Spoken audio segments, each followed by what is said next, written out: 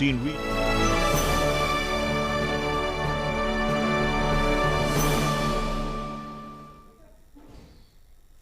नमस्कार, स्वागत है आपका हमारे इस खास कार्यक्रम डॉक्टर से स्पीक में। इस कार्यक्रम में हम आपके जो सवालात हैं, आपकी जो भी शंकाएं हैं कोरोना वायरस को लेकर के, कोविड-19 को लेकर के, उन सवालों को आप यहां पर पूछ सकते हैं। हमारे एक्सपर्ट्स डॉक्टर यहां पर हमारे से जुड़े होते हैं और आप सवाल पूछेंगे तो हमारे एक्सपर्ट्स डॉक्टर उन सवालों का जवाब देंगे। और इसके साथ ही साथ हमारे सोशल मीडिया पेज फेसबुक पर आप DD news live Facebook page है, उस पर आप कमेंट कर सकते हैं। आपके जो भी सवाल होंगे वो हम यहाँ पर एक्सपर्ट्स के सामने रखेंगे और आपको आपका जवाब मिलेगा। और इस पूरे कार्यक्रम के दौरान मेरे साथ रहेंगी मेरी सहयोगी Rukma. Hello Chandrasekhar, and very warm welcome to all our viewers as well. As Chandrasekhar just mentioned, all our viewers are invited to post in their queries on Facebook or call in on our number, which will be flashing in your screens in a short while from now, to ask any questions that you may wish as far as COVID is concerned. And as the fight against COVID continues, the number of cases continue to decline, but COVID precautions have to be undertaken, and even as recoveries are being made, there are many who are still fighting the virus, whether in their homes or outside in hospitals. Our experts on the show will be answering those questions. बिल्कुल, और हमारे साथ तीन experts यहाँ पर मौजूद हैं। Doctor Arvind Kumar, associate professor, department of medicine, All India Institute of Medical Science. Doctor R Narang, professor, department of cardiology, All India Institute of Medical Science. Doctor Mridul Kumar Daga, professor, department of medicine, Maulana Azad medical college. आप तीनों का स्वागत है हमारे इस कार्यक्रम में। और सबसे पहले, जब तक कि कॉलर हमको कोई कॉल करें या सोशल मीडिया पेज के जरिए कोई सवाल हमारे पास आए, तब तक आप तीनों से हम प्रतिक्रिया लेना चाहेंगे। डॉक्टर अरविंद कुमार, आज की अगर हम स्थिति की बात करें तो अब संक्रमण काफ़ी पहले से कम हो गया है। साथ ही साथ अगर हम वैक्सीनेशन की बात करें तो वैक्सीनेशन में भी भारत को अगर दूसरे देशों से कंपेयर किया जाए तो भारत में काफ़ी तेज़ी से टीकाकरण चल रहा है। इस सब के बीच इस स्थिति का किस तरह से आप आकलन करेंगे, डॉक्टर अरविंद कुमार? हाँ चंद्रशेखर जी, धन्यवाद मुझे यहाँ बुलाने के लिए। देखिए, ऐसा है कि ये बात सच है कि जो हमने अभी जो आज के टाइम में जो इन्फेक्शन रेट है और जो मॉर्बिडिटी और मोर्टेलिटी रेट है वो काफ़ी नीचे आई है अगर हम देखें पिछले 2 महीनों का आंकड़ा तो। बट ये बिल्कुल हमें कहना होगा और बार बार कहना होगा कि जो हमने इस समय देखा है लास्ट के 30 दिन और लास्ट के 45 दिन, वो मैं यूं कहूँ कि बुरे थे और काफ़ी सिखाने वाले थे हम सब के लिए। तो हमें वो उस चीज़ को बार बार याद करना चाहिए और जो हमें अपनी गलतियों से जो सीख मिली है उसको लेके आगे बढ़ना चाहिए। जहाँ तक वैक्सीनेशन की बात है, बेशक वैक्सीनेशन का मूवमेंट जो चल रहा है वो अच्छा चल रहा है, बट मेरा ये मानना है कि हम सबको मिलके इसको और एक्सपेडाइट करना है।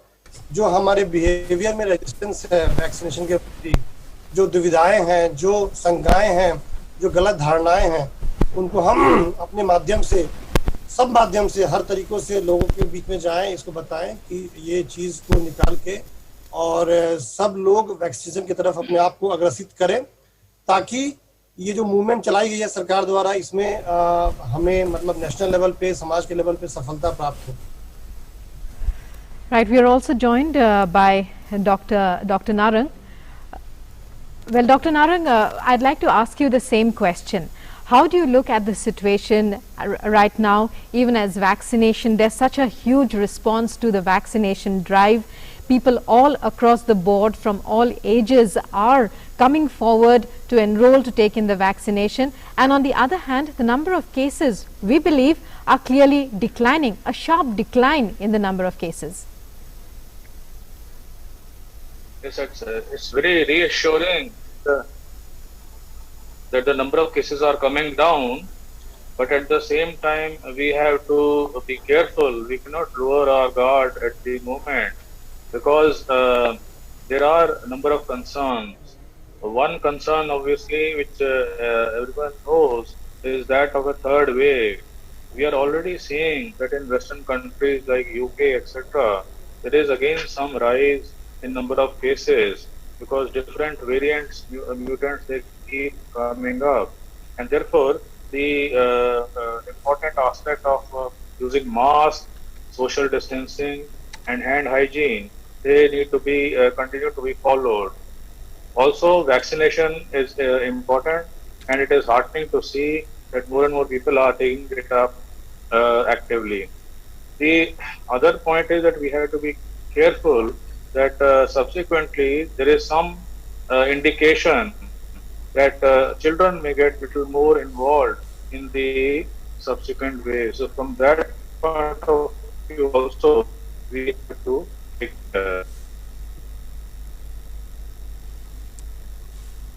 ठीक है डॉक्टर नारंग, अब हम डॉक्टर डागा के पास जाना चाहेंगे। डॉक्टर डागा, जो भी अभी स्थिति है इस समय पर, और काफ़ी संक्रमण पहले से कम हुआ है, साथ ही साथ ब्लैक फंगस के केसेस भी आ रहे हैं, और वैक्सीनेशन की हम बात करें तो दूसरे देशों की तुलना में भारत काफ़ी आगे है। किस तरह से आज की स्थिति का आकलन करेंगे आप? मैं पहले दोनों प्रवक्ताओं की जो राय थी उससे सहमत हूँ जी, पर हमको ये देखना है कि अभी जो केसेस कम हुए हैं वो काफी जगह लॉकडाउन है, और कहीं पे पार्शियल है, कहीं पे कंप्लीट है, वो एक बहुत बड़ा कारण है।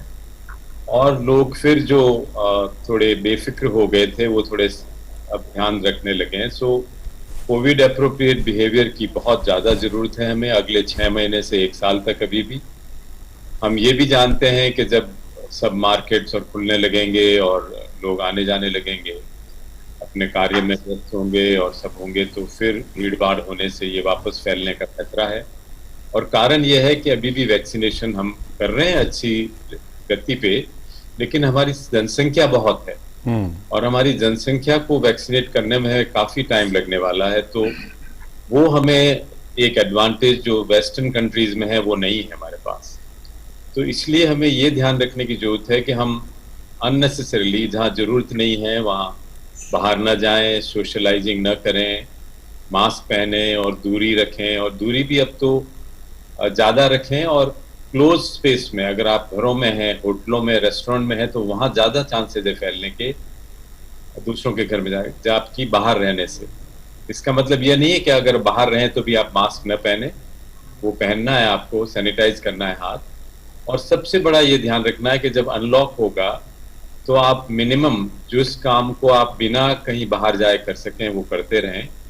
पर यह भी जरूरी है कि आपकी जीविका है, आपको पैसा भी कमाना है, आपको नौकरी भी करनी है, वो भी आपको तो बैलेंस दोनों में चाहिएगा। और सबसे बड़ा खतरा जो हमें है वो है कि म्यूटेंट वायरस, नए नए वायरस के जो म्यूटेंट फॉर्म आ रहे हैं, और कुछ जो वैक्सीनेशन हुआ है उन पे भी वो इतने ज़्यादा इफेक्टिव नहीं है। तो ये हमें भी बहुत ध्यान रखने की जरूरत है। ठीक है डॉक्टर नारंग, आप सबसे बात करके एक यहाँ पर और पॉइंट निकल के ये आया है कि अभी की जो स्थिति है वो स्थिति तब है जब अधिकतर राज्यों में इस वक्त कर्फ्यू है और संक्रमण नीचे आया है, लेकिन अब धीरे धीरे जो विभिन्न राज्य हैं वहाँ पर अब कर्फ्यू में ढील दिए जाने की शुरुआत भी हो गई है। तो इस सब के बीच अब इस वक्त पे संवेदनशीलता और ज्यादा सावधानी की कितनी जरूरत है? तो इसमें सावधानी की बहुत जरूरत है। तो एक तरह से हमें ये रियलाइज करना चाहिए कि ये वायरस का खतरा अभी बना हुआ है और ये थोड़ा टाइम तक रहेगा। तो इस वजह से हमें थोड़ा लाइफस्टाइल में थोड़ा चेंज लाना पड़ेगा। ये जो मास्क है और सोशल डिस्टेंसिंग है, ये हमें एक कंटिन्यूस बेसिस पर आगे करना होगा। और जैसे लॉकडाउन खुलता है, क्योंकि लॉकडाउन खुलना भी धीरे धीरे जरूरी है क्योंकि इकोनॉमिक एक्टिविटी बढ़नी चाहिए। तो एक तो लॉकडाउन धीरे धीरे खुल रहा है, उसकी वजह से ग्रेजुअली इंक्रीज हो रही हैं।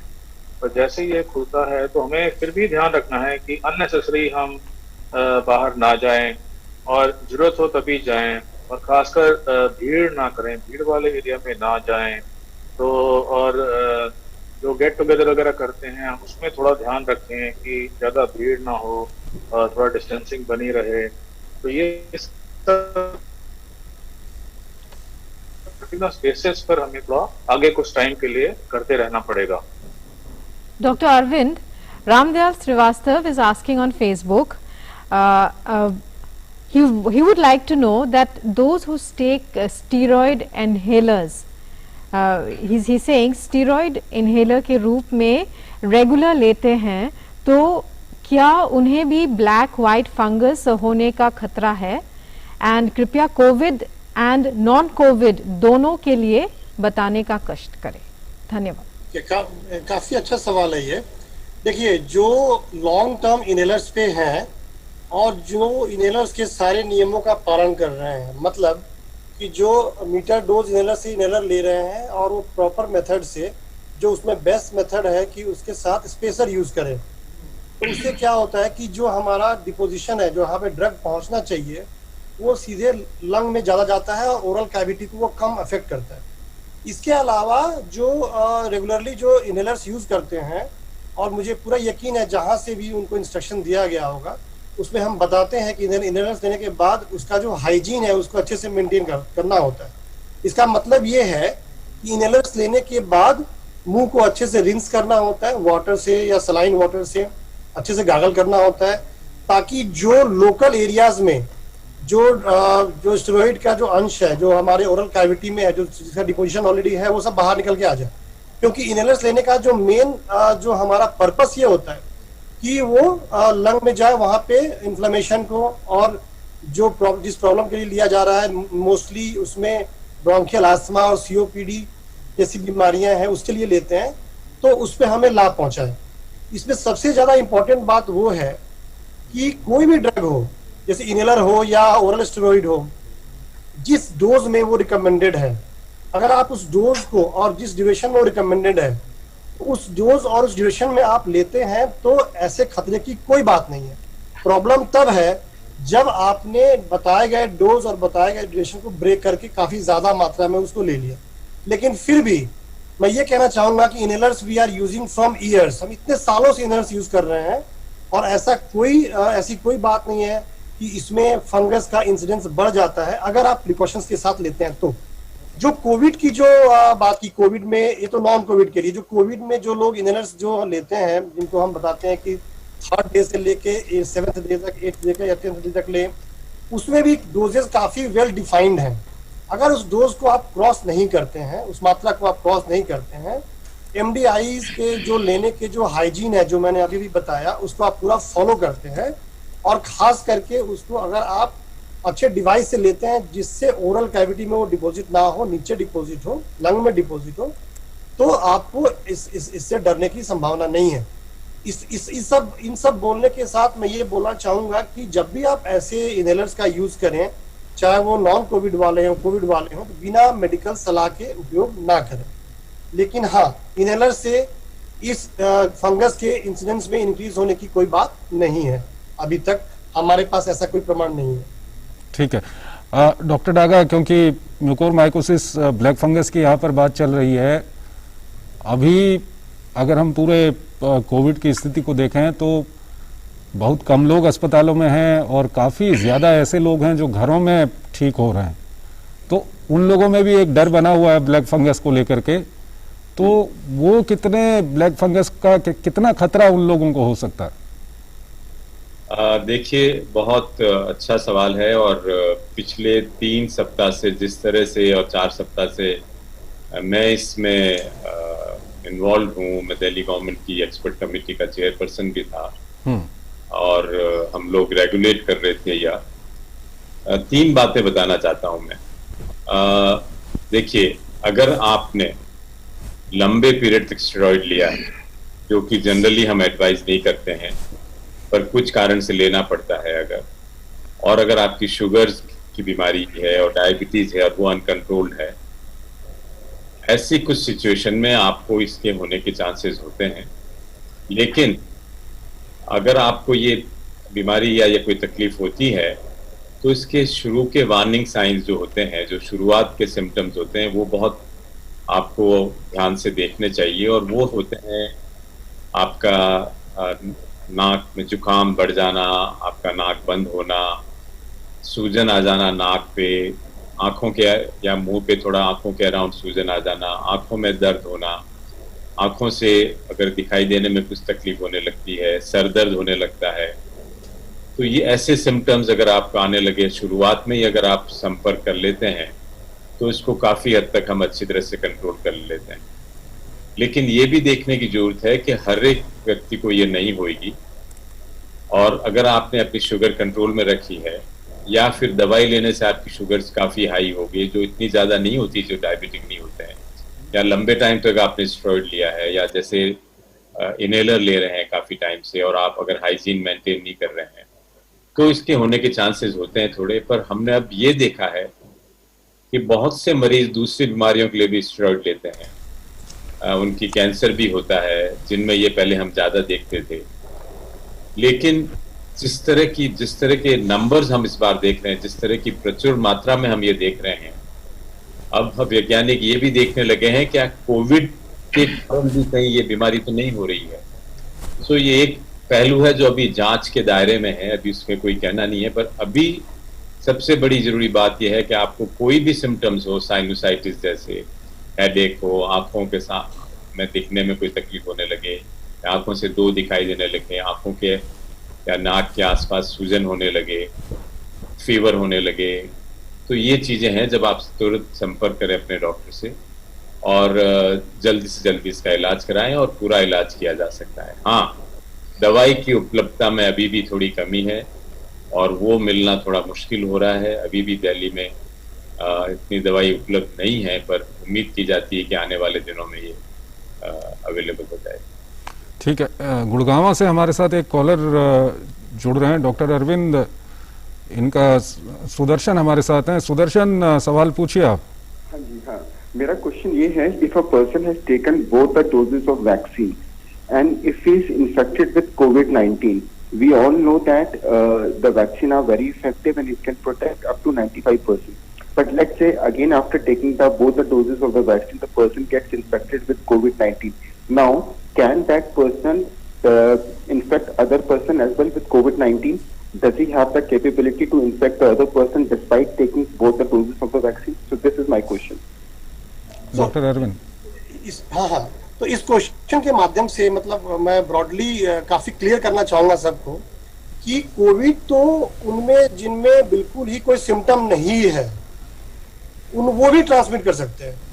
अब उन्होंने बड़ा स्पेसिफिक सवाल पूछा है कि जिसने 2 वैक्सीन ले रखा है और उसको कोविड हो गया, तो कोविड का जो ट्रांसमिशन है, जो उसका स्प्रेड है, उसको समझे कि वो हमारे मतलब नेजल और ओरल रूट से बाहर निकलता है और दूसरों को अफेक्ट करता है। तो जिसको कोविड हुआ है उसको माइल्ड होगा, जिन्होंने वैक्सीन ले रखा है उसको माइल्ड होगा, लेकिन इस बात की संभावना पूरी उतनी ही है कि वो डिजीज दूसरों को स्प्रेड कर सकता है जैसा जिसने वैक्सीन नहीं लिया है। तो इस बात को समझे कि वैक्सीन से इस चीज का ताल्लुक नहीं है कि वो इन्फेक्शन स्प्रेड कर सकता है कि नहीं कर सकता है, बिल्कुल कर सकता है। इसीलिए हम कहते हैं कि जो सबसे बड़ा वैक्सीन है वो आपका मास्क है, यही वो वजह है। तो आप जो आपने अगर दोनों वैक्सीन लिया है, चाहे जिसने कोई अगर दोनों वैक्सीन लिया है, अगर वो कोविड इन्फेक्टेड है, सिम्टोमेटिक है, एसिम्टोमेटिक है, तो भी वो उतने ही तरीके से इन्फेक्शन स्प्रेड कर सकता है जैसे कि जो नॉन वैक्सीनेटेड है। होप मेरा आंसर ये बड़ा क्लियर होगा हमारे ऑडियंस को। जी, right. Well, doctor Narang, coming to you. Devin Sonwani asked on Facebook that he says that his sister or wife, I'm not very clear, he gives the name exactly, Sarla Sonwani was diagnosed with after an RT-PCR test on the 31st of May with COVID. It's been quite some and since then she has been taking treatment for COVID, but now he says that he has been suffering from cough in between. It's not a regular cough. It's not something that he has regularly, and his throat becomes dry, and he also has slight pain. What should he do? What should be his step?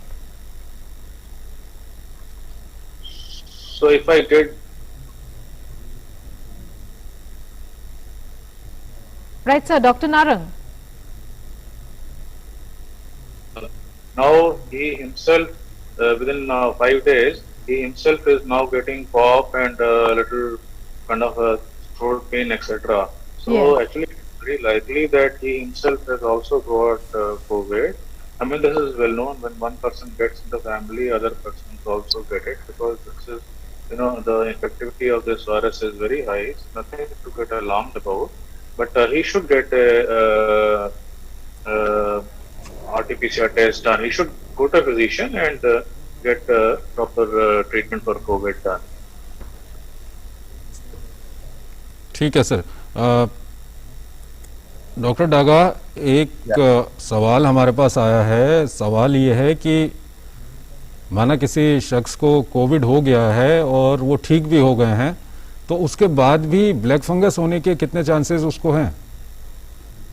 जैसे मैंने पहले बताया कि अगर आपको लंबे समय तक 3-4 सप्ताह स्टेरॉइड चला है, आप डायबिटिक हैं, अनकंट्रोल्ड शुगर है आपकी, या आपकी इम्यूनो कॉम्प्रोमाइज स्टेट है, आपको कैंसर है, या आपकी इम्यूनिटी वैसे ही कम रहती है, तो अगले 2 से 4 वीक तक आपको बहुत ध्यान रखने की जरूरत है। कभी भी इस तरह के सिम्टम्स आए थोड़े बहुत भी, तो आप तुरंत संपर्क करें। और बहुत सिंपल टेस्ट होता है, नाक से थोड़ी स्क्रैपिंग स्वाब लिया जाता है और उसमें देख लिया जाता है कि फंगस है या नहीं है, और आसानी से डायग्नोज किया जा सकता है।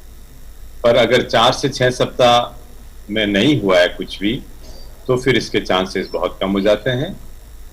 पर यह देखना जरूरी है कि अगर आप कोई और कारण से स्टेरॉइड लिए जा रहे हैं और आपको जरूरी है लेना, या और कोई इम्यूनिटी कम करने की दवाई, कैंसर वाली दवाई वगैरह चला रही है, तो आपको वो तो फंगस कभी भी हो सकता है, वो अलग सिनेरियो है। लेकिन बिना किसी बीमारी के पोस्ट कोविड अमूमन हमने देखा है कि ये 2 से लेके 4 से 6 सप्ताह के बीच में होता है, अगर ये सारी स्थितियां हो, ये कारण हो।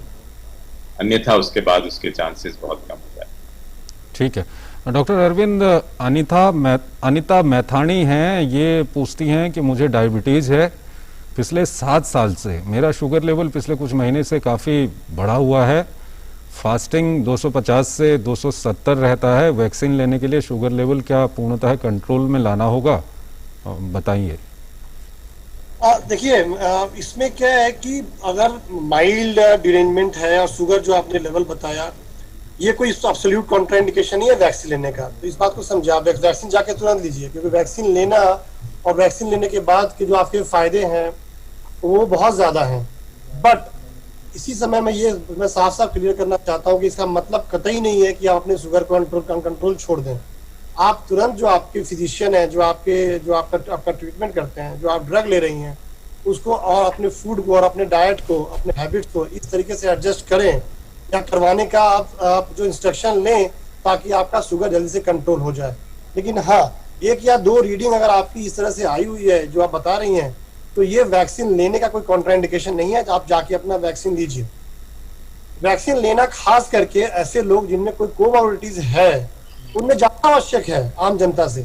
तो जो डायबिटिक्स हैं, जो ऑलरेडी कोई डिजीज है, हार्ट डिजीज है, लंग डिजीज है, उनको तो जरूर जल्दी से जल्दी अपना वैक्सीन लेना चाहिए। जी ठीक है डॉक्टर डागा, एक सवाल और आया है, ये पूछते हैं कि जो इकोस्प्रिन दवा दी जा रही है क्लॉटिंग रोकने के लिए, ये कब तक दी जा सकती है, और साथ ही साथ क्या इसको आम इंसान भी ले सकता है?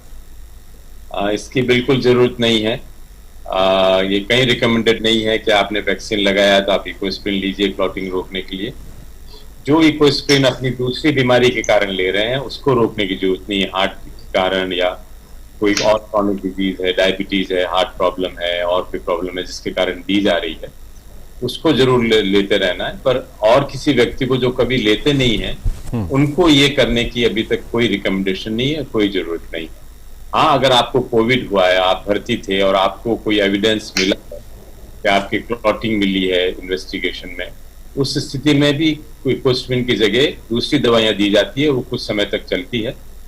या फिर आपको पहले से कोई क्लॉटिंग की बीमारी है या ऐसा कुछ है, तो आप दूसरी दवाई लेते हैं।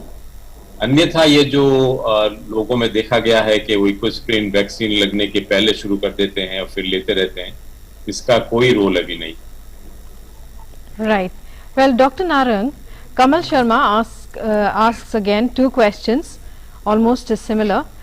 The first of these is that well, it might seem silly to some, but he apparently thinks it's very important. He says that mask लगाने को में जिन्हें घबराहट होती है वो क्या करे, and then dexamethasone, what is the role of dexamethasone in the treatment of COVID?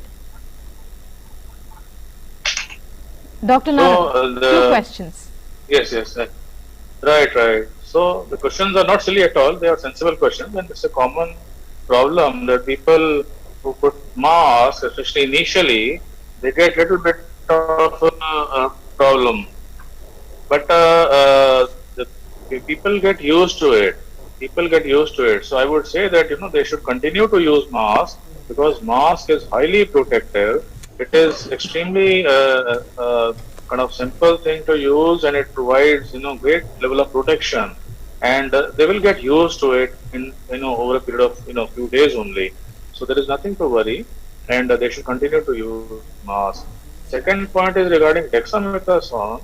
So dexamethasone or steroid, they are very important drugs, and in studies they have been shown to improve the outcome of patients with COVID, and therefore they are used in usually moderate or severe cases. However, these should be taken only on physician's advice, and the people should not start using them on their own. Actually, during the second wave, dexamethasone was probably overused by many people, and that is one of the reasons ought to be that the epidemic of mucormycosis has occurred. So this is important that we don't overuse it, although it's a useful agent, but it should be taken only on the advice of the physician. ठीक है doctor Daga, बीच बीच में जब तक कि कोई collar हमारे से जुड़ते हैं, हम आपसे जानना चाहेंगे, क्योंकि आप दिल्ली एक संवेदनशील शहर रहा है अगर हम कोरोना की बात करें, और दिल्ली में जो कोरोना के खिलाफ मुहिम है उससे भी कहीं ना कहीं आप जुड़े हुए हैं, और अब अगर दिल्ली की बात करें तो अब दिल्ली में कहीं ना कहीं कर्फ्यू में जो ढील है उसको दिया जाना अब शुरू हो गया है। जो खबरें अभी इस वक्त आ रही हैं उसके हिसाब से मेट्रो में भी अब 50% क्षमता के साथ यात्री जाएंगे। उसके अलावा ऑड इवन के हिसाब से दुकानों को खोलने का फैसला लिया जा रहा है। इस सब के बीच अगर हम दिल्ली की बात करें, क्योंकि दिल्ली इसलिए संवेदनशील है, बाहर से लोग दिल्ली आते हैं, दिल्ली से दूसरे राज्यों में जाते हैं, तो यहाँ पर अब कितनी सावधानी लोगों को बरतने की ज़रूरत है, न सिर्फ लोगों को बल्कि जो एडमिनिस्ट्रेशन है उसको भी क्या कुछ कदम यहाँ पर उठाने चाहिए? बिल्कुल सही बोल रहे हैं आप। देखिए, जो अनलॉक शुरू होएगा और जो होने वाला है धीरे धीरे, तो ये तो मान के चलना पड़ेगा हमें कि थोड़ा रिस्क बढ़ेगा, और क्योंकि अभी बीमारी ये गई नहीं है और हमारे पास अभी भी वैक्सीनेशन पहुंचा नहीं है उस लेवल के जिसको बोलते हैं हम हर्ड इम्यूनिटी। न तो इन्फेक्शन से हम हर्ड इम्यूनिटी पे पहुंच पाए हैं, न वैक्सीनेशन से। और अगर हम हर्ड इम्यूनिटी 50% सीरो सर्वे में दिल्ली में पॉजिटिव आया था फरवरी में, पर दिल्ली में ये देखिए कि आप 4-5 लाख लोग रोज बाहर से आते हैं दिल्ली में और वापस जाते हैं, वो एक बहुत बड़ी संख्या है। और दूसरा, अगर आप देखें तो जहां जहां पे भी भीड़ होगी, बाजार में या बस में या मेट्रो में, तो वहां पे संक्रमण फैलने का वापस चांस रहेगा। और इसमें स्टेशन को बहुत सख्ती से ये करना पड़ेगा। जो हॉटस्पॉट्स हैं जहां नए नए संक्रमण वापस होते हैं, माइक्रो कंटेनमेंट जोन्स बनाने पड़ेंगे, वहां पे बिल्कुल लॉकडाउन रखना पड़ेगा, उस तरफ कोई एक्टिविटी नहीं शुरू करनी पड़ेगी। पर सबसे ज्यादा जरूरी है कि सब लोग ये समझें कि उनको अपना बिहेवियर कोविड एप्रोप्रिएट रखना है, और अगर जरूरी नहीं है तो नहीं जाना। ये नहीं कि मेट्रो शुरू हो गया है तो चलिए हम जाके रिश्तेदारों से मिलाते हैं या हम सोशलाइजिंग करते हैं, क्योंकि सरकार कुछ लेवल तक ही कर सकती है, और हर व्यक्ति को अगर चेक करने लगेगी तो सड़कों पे, मेट्रो पे, सब जगह इतनी बड़ी बड़ी लाइन हो जाएगी कि वहां पे भीड़ होने लग जाएगी। तो हमें ये सारी चीजों का ध्यान रखना है, और सबसे बड़ा ये है कि आपको अगर थोड़ा बहुत भी सिम्टम्स होते हैं तो आप इमीडिएटली सबको इन्फॉर्म करिए, जिनके आप कांटेक्ट में आइए, अपने आप को आइसोलेट करिए, बाहर आना जाना बंद करिए, मास्क पहने रहिए घर में भी जब आपको सिम्टम्स है, और भी लोग घर में जो आपके साथ हैं उन सबको मास्क पहनना है। ये सारी चीज तो पहले भी चीजें करने की जरूरत होगी। ठीक है डॉक्टर डागा, यहाँ पर ये भी जोड़ना चाहेंगे क्योंकि भारत एक ऐसा देश है जिसकी जनसंख्या काफ़ी है, और अगर हम वैक्सीनेशन की बात करें तो दूसरे देशों से जब हम कंपेयर कर रहे हैं तो भारत में काफ़ी तेज़ी से और काफ़ी ज़्यादा लोगों का वैक्सीनेशन अभी तक हो चुका है। और जो सरकार कोशिश कर रही है, चाहे वो स्पुतनिक की बात करें या दूसरी वैक्सीन्स की बात करें, तो ये सरकार की ओर से हमारे इसी कार्यक्रम में जो सरकार की वैक्सीनेशन की मुहिम को लीड कर रहे हैं उनकी ओर से ये कहा गया है कि आने वाले 5 से 6 महीने में देश में वैक्सीन्स की कोई कमी नहीं होगी, सब लोगों के लिए वैक्सीन उपलब्ध हो जाएगी। Rukma. Right. Anil Mehra is asking, I am 44 years old. I am asymptomatic. I went into isolation on 31st May, but right now I think Chandrasekhar, we have a caller. Yeah, Richa Joshi is there from Udaipur. Richa जी, आप सवाल पूछिए अपना। जी sir, नमस्कार sir. बताइए। मैं ये जानना चाह रही थी, मेरी सिस्टर को उनकी एज है अभी ऑलमोस्ट 50 इयर्स, और लगभग 20 साल पहले उनको टिटनेस इंजेक्शन लगा था और उससे उनको रिएक्शन हो गया था। तो डॉक्टर ने कहा था कि अब फ्यूचर में कभी भी टिटनेस का इंजेक्शन ना लगवाया जाए। तो सर मन में एक संशय है कि उनको वैक्सीनेशन लगवाने में कोई प्रॉब्लम तो नहीं होगी, तो आप प्लीज ये गाइड करिए कि वैक्सीनेशन लगवाना सुरक्षित है कि नहीं। अभी उनकी एज ऑलमोस्ट 50 है और दूसरा और कोई हेल्थ इश्यू नहीं है। Doctor Arvind.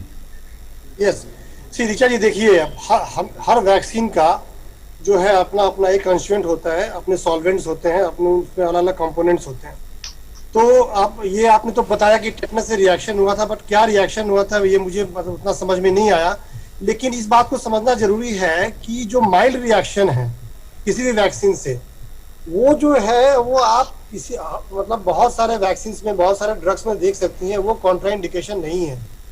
Only those reactions which are very severe reactions, जिसको हम बोलते हैं एनाफाइलैक्सिस। सो एनाफाइलैक्सिस वैसे रिएक्शंस होते हैं कि जो लाइफ थ्रेटनिंग होते हैं, जिसमें बहुत सारी प्रॉब्लम होती है। तो किसी को अगर ऐसी हिस्ट्री है जिसमें किसी को एनाफाइलैक्सिस हुआ हो, लाइफ इंडेंजरिंग रिएक्शन हुआ हो, तो उसमें हम बोलते हैं कि अब वैक्सीन को रिलेटिव कॉन्ट्राइंडिकेशन मानते हैं और उससे परहेज करते हैं। लेकिन जहां तक माइल्डर रिएक्शंस हुए हैं वो कॉन्ट्राइंडिकेशन नहीं है। और जो इस तरह के रिएक्शंस है उसके लिए जो ये कोविड वैक्सीनेशन की जो मुहिम है, उसमें आप देखेंगे हर सेंटर पे हम वैक्सीन लगाने के बाद हाफ एन आवर के लिए उसका वहां पे ऑब्जर्व करते हैं। अंडर दैट ऑब्जर्वेशन वहां पे सारी फैसिलिटी होती है कि इस तरह कोई रिएक्शन हो तो उसको हम टैकल कर पाए। तो मेरा आपको सिंपल जवाब ये है कि अगर रिएक्शन माइल्ड था तो आप बिल्कुल सेंटर पे जाएं। पहले इसको वहां पे सेंटर पे पहुंचने के बाद वहां पे जो कॉर्नर है, जो ऑब्जर्वेशन कॉर्नर है, वहां पे डॉक्टर्स को इस बात को रिवील करें कि ऐसा रिएक्शन हुआ था। तो वहां पे ये आराम से जजमेंट हो जाएगा कि आपको वैक्सीन लगाया जाए नहीं लगाया जाए। अगर माइल्डर रिएक्शन था तो मेरा ये मानना है कि आपको वैक्सीन लगाना सेफ है, और ऐसा कुछ रिएक्शन होता है तो उसको सेंटर पे आराम से हम टैकल कर सकते हैं। जी right. Doctor Narang, Anil Mehra is asking, he says, I am 44 years old, asymptomatic. I went into isolation on the 31st of May, but I developed a skin allergy after that. So what should I do? What medicine should I take? Dr. Narang. Yes, so basically he has gone into isolation and on 31st of May. It's not clear, I mean, so basically it appears that he has developed COVID and therefore he has gone into isolation. So after that he has developed skin allergy. So it could be related, it could be due to COVID, and sometimes some skin allergies can occur. So he needs to be seen by a physician what kind of allergy it is. So we cannot advise him here what medicine he should take. This needs to be seen. Right. Well, doctor, he is a COVID patient. He is a COVID patient. He is asymptomatic. Right. He was initially asymptomatic. Then he developed skin allergies, but he has not stated what kind of allergies. So, right, is that what you're saying? Yeah. So allergy generally we say when it is due to some condition, also some medication he has taken or some material that is being put in that area. So the skin condition has to be seen about what kind of skin lesion is this, and whether it is likely due to COVID or due to something else. So only after that medication can be advised. So we suggest that he should contact his physician who can see the condition, what is the reason, and then advise. Generally, antihistaminics like Avil, etc., are given for the skin allergies, but one has to really see the condition before one can advise any medication. ठीक है doctor Daga, अभिनव किशोर हैं, ये पूछ रहे हैं कि क्या होगा यदि कोई कोविड पॉजिटिव जो बिल्कुल ठीक होने के कुछ ही दिनों के बाद वो अगर वैक्सीन की पहली डोज ले ले। जी, ऐसा कोई एब्सोल्यूट कॉन्ट्राइंडिकेशन नहीं है, वो ले सकते हैं, पर हम ये उम्मीद करते हैं कि उनके ऑलरेडी पॉजिटिव होने से बॉडी में एंटीबॉडीज बन रही है, सो कोई एडेड एडवांटेज नहीं होगा उसका, पर ले सकते हैं। पर आप जानते हैं कि सरकार ने अभी कहा है कि क्योंकि वैक्सीनेशन काफी लोगों को करना है, तो ऐसे व्यक्ति इसको 3 महीने तक अवॉइड करें तो ज्यादा ठीक रहेगा। ठीक है, एक और सवाल यहाँ पर है, ये Raju Raksha Rajkumar Mali is asking that will there be no vaccination for children below 18? Dr. Arvind. ये $1 मिलियन क्वेश्चन है, काफी अच्छा सवाल है। देखिए ऐसा है, जो अभी जिस तरह से हमारे परीक्षण चल रहे हैं, हमारे प्रयोग चल रहे हैं, और जैसे आप देखिए जब हमने शुरू किया था तो मोर देन 65 ईयर, हम gradually we are now descending down. तो जैसे जैसे हम अपने जो एज ग्रुप ज्यादा प्रोन है मॉडरेट सीवियर डिजीज को, उसको कवर करते जाएंगे, और पैरेलली हमारे पास ज्यादा से ज्यादा डाटाज जो हैं, जो जिस एज ग्रुप के बारे में हम बात कर रहे हैं, वो उनके डाटाज आने लगेंगे, सेफ्टी डाटाज, तो हम लोअर एज ग्रुप को इनकॉर्पोरेट करने लगेंगे। फॉर एग्जांपल, पहले हमारे पास लैक्टेटिंग वुमेन के लिए वैक्सीनेशन का जो डाटा नहीं था, तो हम इस पे उनको मतलब एडवाइस नहीं करते थे, बट अब ऐसा है कि अब ये बिल्कुल क्लियर हो चुका है कि लैक्टेटिंग वुमेन में भी ये सेफ है, तो हमने कहा कि ठीक है, उनको भी इनकॉर्पोरेट कर लेते हैं। उसी तरीके से जब हमारे पास सेफ्टी डाटा जैसे जैसे आते जाएंगे, तो मुझे पूरा यकीन है, और आपको ये जवाब देने के लिए मैं ये बोल सकता हूँ कि हमारे पास वो समय आएगा जब लोअर एज ग्रुप के भी लोगों को हम इनकॉर्पोरेट करेंगे। और कुछ जगहों पे तो इसके स्टडीज ऑलरेडी शुरू हो गए हैं हमारे कंट्री में ही, जहाँ पे चिल्ड्रंस के में सेफ्टी देखा जा रहा है। तो बहुत जल्दी इस बात का अनुमान लगा सकते हैं कि लोअर एज ग्रुप में भी वैक्सीनेशन का जो है इंस्ट्रक्शन गवर्नमेंट द्वारा आ जाएगा और उनको हम वैक्सीन दे सकते हैं। जी ठीक है, यहीं पर एक सवाल पूछना चाहेंगे डॉक्टर नारंग, क्योंकि बच्चों की बात हो रही है और साथ ही साथ तीसरी लहर की भी बात हो रही है। इस सब को देखते हुए आने वाले समय में अब जो सरकारें हैं, विभिन्न जो इंस्टीट्यूशंस हैं, वो कहीं ना कहीं तीसरी लहर से किस तरह से लड़ा जाए उसकी तैयारी वो कर रहे हैं। दूसरी लहर से लड़ते वक्त जो कुछ कमियां नज़र आई हैं, वो कमियां तीसरी लहर के टाइम पे ना हो, इसकी कोशिश चल रही है। इस सब के बीच अगर हम बच्चों के परिप्रेक्ष्य में बात करें, तो अब आने वाले समय के लिए किस तरह से प्लानिंग करने की ज़रूरत है, और ख़ासकर जिन घरों में बच्चे हैं उनको क्या कुछ प्रिकॉशंस रखने चाहिए? तो इसमें एक दो बातें हैं कि एक तो तीसरी लहर का जो अंदेशा है, उसके कुछ एक जो 1918 में 100 साल पहले जो स्पेनिश फ्लू हुआ था, उसमें भी तीसरी वेव थी, लेकिन वो थर्ड वेव जो थी वो बहुत ही हल्की थी, इतनी बड़ी नहीं थी। और उसमें भी ऐसा सेकंड वेव वाज सबसे बड़ी वेव, सेकंड वेव ही थी उस टाइम पे। तो थर्ड वेव जो आने का अंदेशा है, उसमें ये है कि लगता है कि इतनी ज्यादा नहीं होनी चाहिए जितनी की सेकंड वेव थी, इससे कम होनी चाहिए, पर पहले से कहना मुश्किल होता है। इसके पूरी तैयारी रखनी चाहिए ताकि आगे कोई ऐसा मेजर प्रॉब्लम ना हो। दूसरा है कि बच्चों का इन्वॉल्वमेंट की बात है, जैसे कि फर्स्ट वेव में ज्यादा एल्डरली लोगों पर ज्यादा असर था और एल्डरली ग्रुप में मोर्टेलिटी ज्यादा थी, जबकि सेकेंड वेव में थोड़े से यंगर लोग भी काफी लोग, मिडिल एज लोग, थोड़े यंगर लोग, उन पर भी इन्वॉल्वमेंट हुई थी। और क्योंकि ये हाईली इन्फेक्टिविटी भी ज्यादा थी, इस वजह से इसमें यंगर लोग भी इन्वॉल्व हुए थे। तो बाकी बच्चों का है, इवन सेकेंड वेव के बाद आजकल भी हम देख रहे हैं कि कई बच्चे जो हैं वो कोविड के से कुछ अफेक्ट उनको हुआ है, कुछ बच्चों को इन्वॉल्वमेंट हुई है कईयों को, और खासकर देश के कुछ एरियाज में बच्चों को ज्यादा इन्वॉल्वमेंट हुई है। तो बच्चों को भी उतना ही ध्यान रखने की जरूरत है जितना कि बड़े लोगों को ध्यान रखने की जरूरत है, और उसमें ही basically masking and social distancing and hand hygiene, ये तीनों चीजें बहुत जरूरी हैं। तो आगे के लिए भी बच्चों के गवर्नमेंट और डिफरेंट हॉस्पिटल्स और डिफरेंट पीडियाट्रिक डिपार्टमेंट के लोग वो सब इसका ध्यान रख रहे हैं, और उसके लिए जो भी चीजें रिक्वायर्ड हैं उसका वो अरेंजमेंट कर रहे हैं। ठीक है डॉक्टर अरविंद, एक सवाल ये है कि इनके घर में 2 महीने की छोटी बच्ची है, वो बच्ची की जो माताजी हैं उनको वैक्सीनेट करवाना चाहते हैं, करवा सकते हैं क्या? हाँ, अभी हमने बताया कि लैक्टेटिंग वुमेन को पहले हमने वैक्सीनेशन वाले पॉपुलेशन में नहीं रखा था। अब हमारे पास सेफ्टी डाटा है, जो मदर्स अपने बेबी को फीड कर रही हैं या उस एज ग्रुप में हैं वो वैक्सीनेशन ले सकती हैं।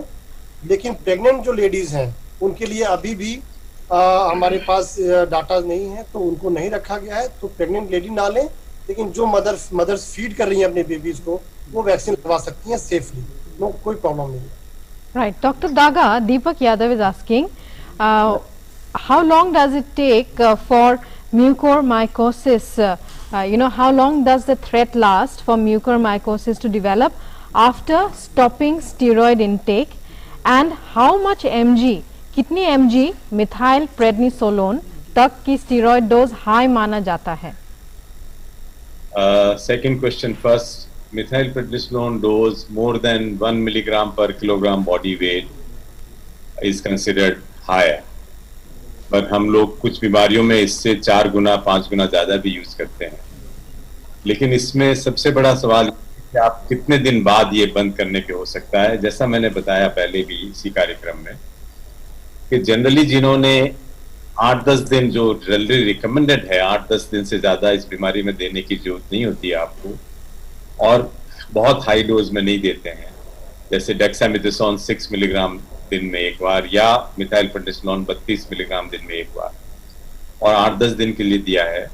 और अगर आपको कोई और बीमारी नहीं है, डायबिटीज नहीं है, शुगर और कोई प्रॉब्लम नहीं है, आपको कैंसर नहीं है, आप इम्यूनो कॉम्प्रोमाइज नहीं है, तो फिर इसके चांसेस न के बराबर होते हैं। लेकिन आपने 3-3, 4-4 महीने लिया है, ये आपको हाई डोज में दिया गया है, आपको बीमारियां हैं ऑलरेडी, या आपकी शुगर कंट्रोल में नहीं रही, बहुत हाई रही, तो इसके चांसेस होते हैं वो विद इन अ वीक और 2 वीक में भी हो सकती है, और 4 से 6 वीक बाद भी हो सकती है। ठीक है, एक कॉलर हमारे साथ जुड़ रहे हैं गोंडा से, रचित मिश्रा। रचित, सवाल पूछिए अपना।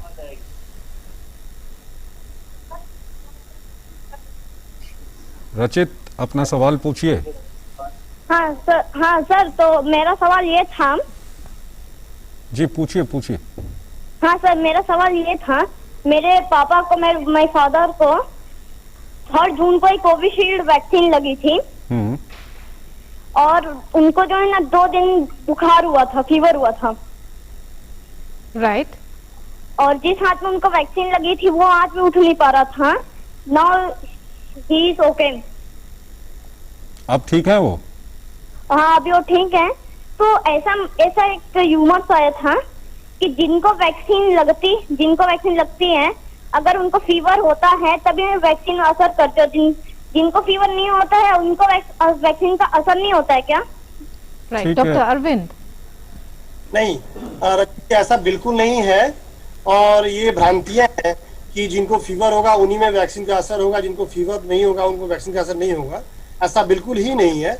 हर आदमी का अपना एक इम्यून प्रोसेस होता है, किसी इंजेक्शन को, किसी ड्रग को रिस्पॉन्स करने का और रिएक्ट करने का। इस बात को समझे, कोई आदमी उसी इंजेक्शन से ज्यादा रिएक्ट करता है, उसका कंपोजिशन ऐसा होता है, किसी आदमी को बिल्कुल कोई रिएक्शन नहीं होता। तो ये हम ये बोलेंगे कि ऐसे रिएक्शन 1 दिन का, 2 दिन का फीवर और फिर चला जाना, लोकल स्वेलिंग होना, सूजन हो जाना, वहां पे थोड़ा सा कलर चेंज हो जाना, ऐसे रिएक्शंस माइल्ड रिएक्शंस कहे जाते हैं, और ये कुछ दिनों के ऑब्जर्वेशन के बाद खुद सबसाइड कर जाते हैं। इससे परेशान ना हो। जब ऐसे रिएक्शंस काफी लंबा चलता है तब उसमें परेशानी की बात है, तब आपको अपने डॉक्टर से कांटेक्ट करना चाहिए। अदरवाइज ऐसे छोटे मोटे रिएक्शंस आप ऑब्जर्व करने के बाद लगभग एक सर्टेन स्पैन ऑफ टाइम में 24 to 48 आवर्स में चले जाते हैं और इससे घबराने की कोई बात नहीं। ठीक है, doctor Arvind, doctor Narang, doctor Daga, आप तीनों का बहुत बहुत शुक्रिया हमारे इस कार्यक्रम में हमारे साथ जुड़ने के लिए। और इसी के साथ हम दर्शकों से एक बार फिर अपील करना चाहेंगे कि अभी संक्रमण धीरे धीरे कम हो रहा है, जो वैक्सीनेशन है वो भी काफ़ी तेज़ी से देश में इस वक्त लगाया जा रहा है। देश की जनसंख्या काफ़ी ज़्यादा है, इसलिए और वैक्सीन्स को उपलब्ध कराने की भी पूरी कोशिश की जा रही है। और कई जगह पर अब जो कर्फ्यू अभी तक लगाया गया था उसमें ढील देना भी सरकारों ने शुरू कर दिया है। तो ये एक ऐसा संवेदनशील वक्त है जहां पे आपको सबसे ज़्यादा सावधानी बरतने की ज़रूरत है, क्योंकि आपकी लापरवाही, जिस तरह जो पहली वेव आई थी उसके बाद कुछ लापरवाह लोग हो गए थे, दूसरी वेव में हमने देखा कि काफ़ी उसका असर देखने को मिला। अगर आप अभी फिर लापरवाही बरतेंगे तो तीसरी लहर भी आएगी और तीसरी लहर और ख़तरनाक हो सकती है। इसलिए ये आप लोगों से हमारी अपील है कि जो कोविड प्रोटोकॉल है, मास्क पहनिए, सोशल डिस्टेंसिंग का पालन कीजिए, अपने हाथों को सैनिटाइज करते रहिए और जो भी आपकी संबंधित सरकारें आपको कहती हैं कोविड को रोकने के लिए जो भी दिशा निर्देश दिए जाते हैं उनके पालन करें।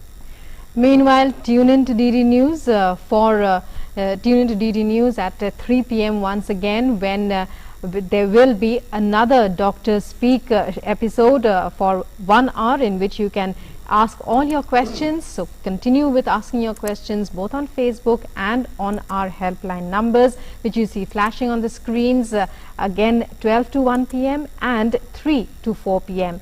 Meanwhile, that's all in this edition of Dr. Speak. Namaskar. Namaskar.